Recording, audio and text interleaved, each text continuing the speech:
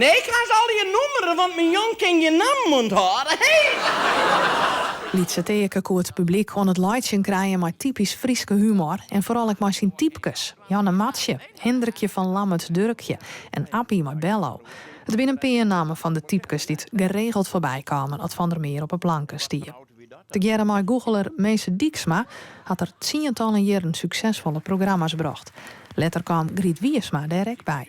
Fjouwerjelien houden ze er maar op. Liet ze tekeluts volle seelen en bracht LP's en later CD's en DVD's uit.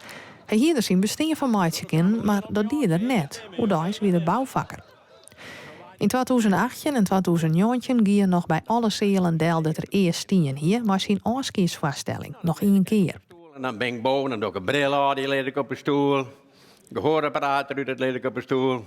Gebed eruit, dat leed ik op een stoel. En dan doe ik het cassette, dan komt er wat los uit pakken. Van der Meer is 83 jaar buiten.